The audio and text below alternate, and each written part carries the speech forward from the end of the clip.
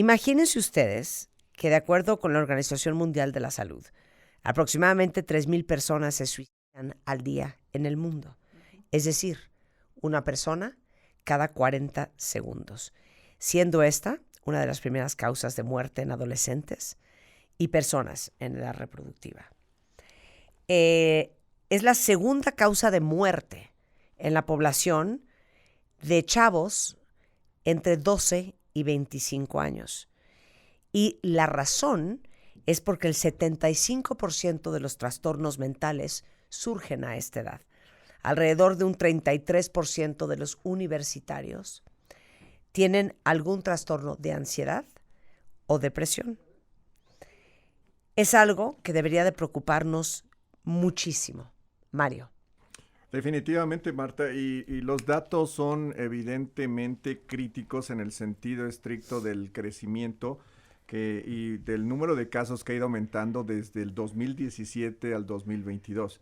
Estamos hablando que ha aumentado aproximadamente del 2017 a 2022 el 26% aproximadamente, siendo muy importantemente el grupo de jóvenes los que más están haciendo este tipo de situaciones, que están autoinfligiéndose lesiones que pueden desembocar precisamente en la pérdida de la vida. Y esto, al final de la historia, lo hemos platicado, es una situación crítica que parte en la mayoría de los casos de alteraciones mentales y emocionales y consumo de sustancias previas que conllevan a la persona a que en un momento dado el dolor de tipo emocional sea tan exquisito, denominamos exquisitez en cuanto al dolor, que es un dolor extremo, este dolor emocional, que la persona busca cómo eliminar este dolor. A ver, eso está muy interesante y me parece muy importante. Te suicidas porque quieres quitar el dolor. Es correcto. Fíjate que hay muchos mitos alrededor y uno de ellos es precisamente determinar si las personas o son muy valientes porque deciden o son muy cobardes porque también lo deciden hacer. La realidad es que no es ni una ni otra, sino que estamos hablando de un dolor que se ha ido presentando de forma insidiosa, esto es, ha ido aumentando de una manera importante y que en muchos de los casos la persona no es consciente que está vivenciando este dolor, que es lo crítico. En una sociedad donde nos imponen siempre estar felices, donde nos imponen ser exitosos, donde nos imponen en mil número de situaciones, a través de las redes sociales, a través de tanta información que nos llega, pues va causando que la persona se vuelva o tenga una sensación de carencia y de sentirse que no es lo suficientemente apto para estar aquí. ¿En dónde? En esta tierra, en este espacio. El no sentirse apto, al final de cuentas, es una situación de rechazo y de autorrechazo que todavía es más crítico. Todo esto, al final de la historia, se va a traducir en un dolor de corte emocional.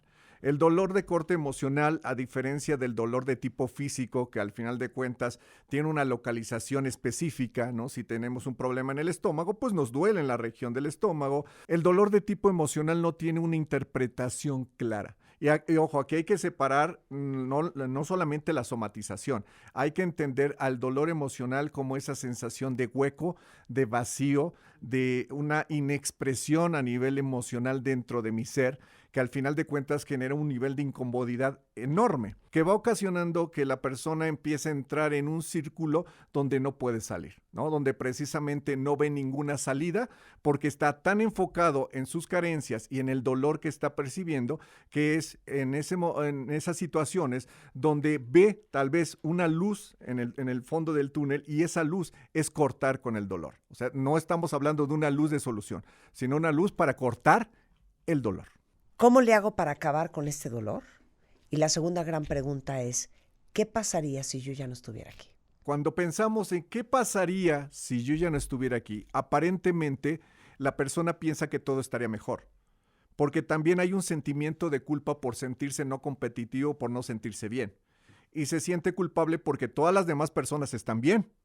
Las demás personas sonríen, las demás personas están a gusto. En los estudios que hemos realizado en Smart Apps encontramos que, por ejemplo, las redes sociales pueden ser muy tóxicas en el sentido estricto que muestran una cara fabulosa de todas las personas.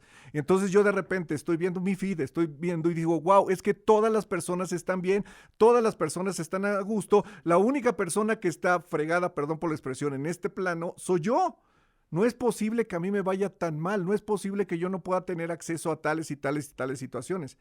Este tipo de cosas aumenta precisamente ese dolor. Entonces, al final de la historia, el hecho de no entenderme a mí y no entender cómo el entorno pueden estar juntos es lo que hace que precisamente no se sienta la persona a gusto en este plano. La estadística es de que a nivel mundial, cada 40 segundos, alguien en el mundo se suicida. Esto es más grave que nunca en la historia de la humanidad. Sí. ¿Cuáles son las circunstancias, cuál es el caldo de cultivo de esta época que propicia estos niveles de suicidio a nivel mundial?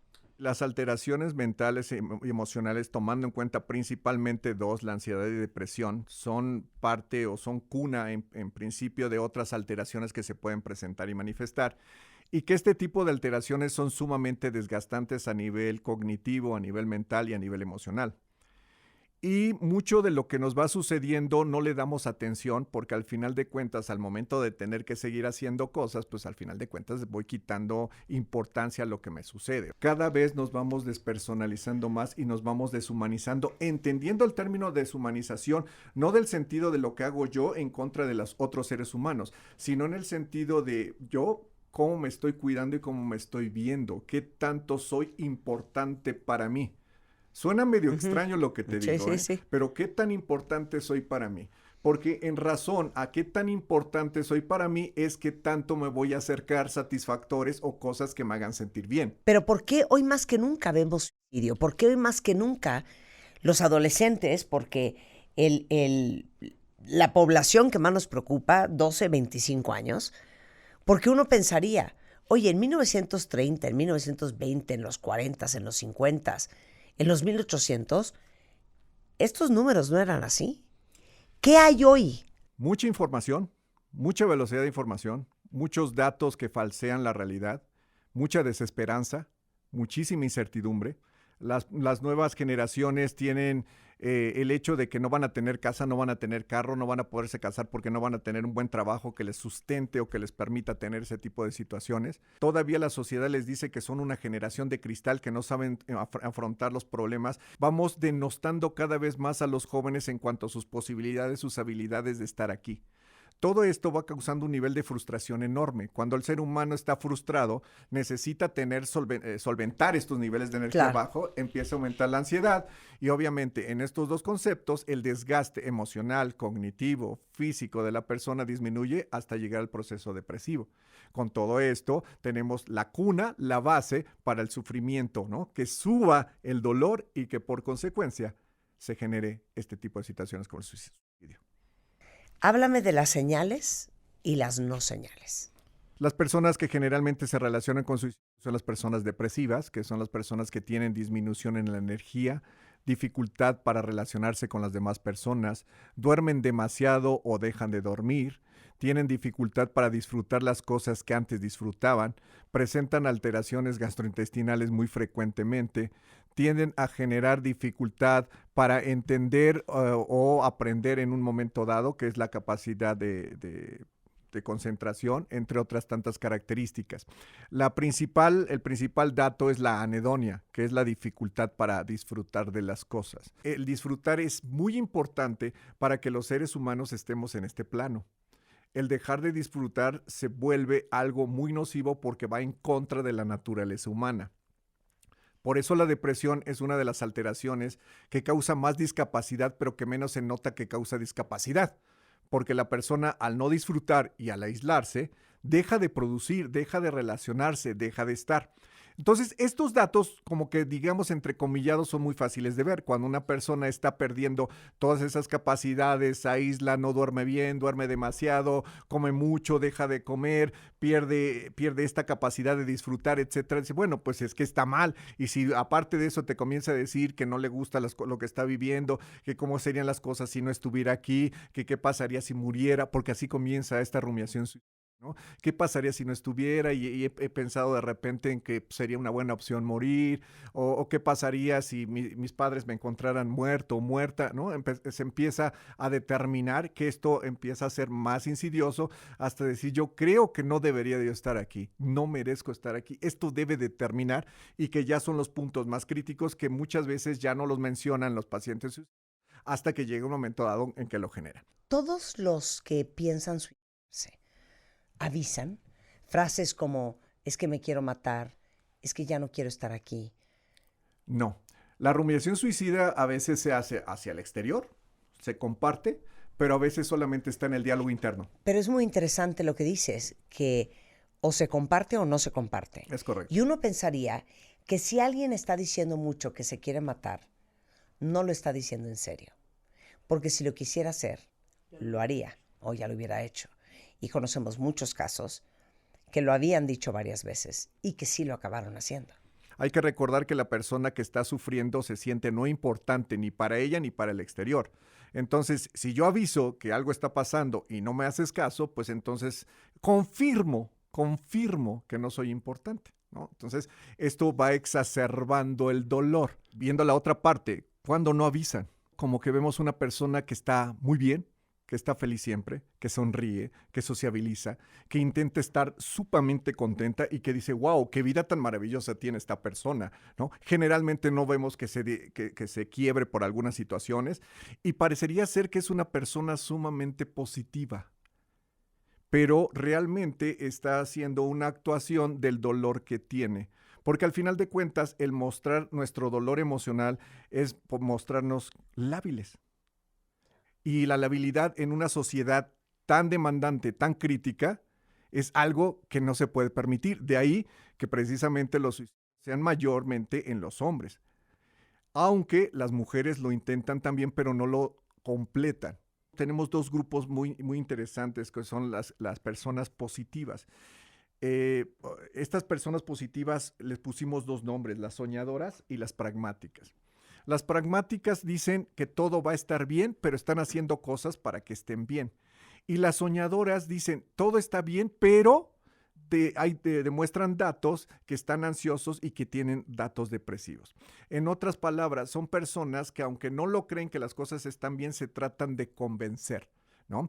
Que esta parte del positivismo intenso o tóxico que se está llegando a presentar en la sociedad, donde te dicen, es que tienes que estar bien, mira todas las cosas que tienes, mira todas las situaciones, y entonces dices, sí, no puedo estar mal, no, sí, todo está bien, todo está maravilloso, todo estoy contento, sí, no importa lo que haya sucedido, no importa que los apegos de niño hayan estado mal, etcétera, etcétera, etcétera. Entonces, con toda esta gama de situaciones, no se ve cuando la persona está mal, porque uno esperaría a una persona devastada que se va a llegar a suicidar. Pero la persona que se ve bien, aparentemente no, pero no sabemos realmente. Y en esos casos no hay nada que hacer. Desgraciadamente, no nos vamos a dar cuenta. Muchas ocasiones también cuando las personas no logran manejar bien el hecho de que les vaya muy bien, también puede ser muy doloroso porque la carga de ser exitoso también es pesado si no tenemos dónde recostarnos, Marta. Entonces, la realidad es que en los casos, digamos, más fáciles, entre comillas, que es evidente la posibilidad, pues se pueden hacer muchas cosas. Pero siempre hay que ver cómo nos estamos comunicando emocionalmente. ¿Quién corre más riesgo a suicidarse? Los jóvenes, primordialmente los hombres, estratos socioeconómicos medio bajo, y al final de cuentas toda aquella persona que esté sometida a niveles de estrés o depresión fuertes, que es casi todos los ciudadanos y todo nuestro país. Si alguien que está escuchando este programa está preocupado por alguien cercano a ustedes, ¿qué debe de hacer? Es importante valorar cómo están las condiciones en la familia. ¿Qué está sucediendo en la familia? Porque al final de cuentas el sostén o el soporte para las personas es nuestra familia. Entonces hay que verificar cómo estamos como familia, cómo estamos como padres, creo que esto lo hemos platicado, y ver cómo emocionalmente estamos para poder ayudar a la persona. Si alguien se acerca, no sintamos culpa que nos diga que se siente mal. Eso es muy importante. Los padres no somos culpables de que nuestros hijos no estén bien. Al final de cuentas están sometidos a niveles de estrés muy diferentes a los que vivimos. Y si nuestros hijos nos dicen, es que no estoy a gusto, es que no estoy mal, detengámonos, escuchémonos, platiquemos con ellos. Platiquemos mucho con ellos. Imagínate como padres, como madres, que tu hijo diga, es que sabes que no me gusta la vida, me quisiera morir, el dolor que genera en los padres es enorme, porque entonces vienen los sentimientos de culpa, que estoy haciendo mal, que no le estoy aportando, si sí lo he querido, sí le he dado, yo trabajo todos los días para que esté bien, me he esforzado, he hecho lo posible porque él esté o ella esté bien, y entonces entra una sensación de culpa y entonces se comienza a presentar la negación, que como un mecanismo defensivo psicológico todos los seres humanos tenemos, y entonces los padres o las personas cercanas niegan lo que está sucediendo.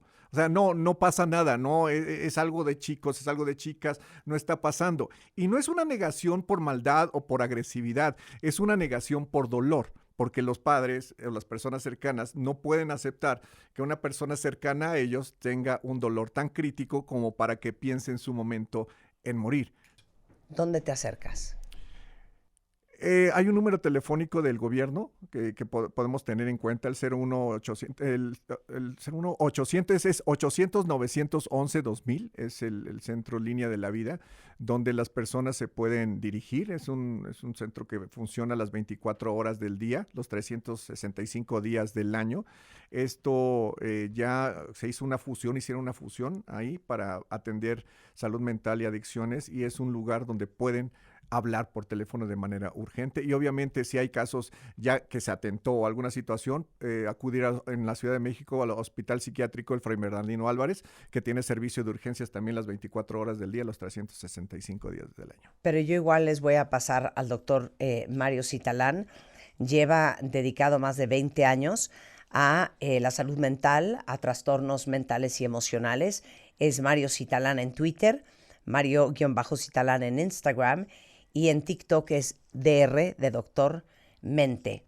¿Teléfono de consultorio? Me pueden seguir en mi página web, mariocitalán.net. Ahí hay un link de WhatsApp que pueden dar y con mucho gusto mandar un mensaje y me comunico. mariocitalán.net. mariocitalán.net. Podríamos hablar horas de esto. Mucho. Muchas gracias. A ti, gracias.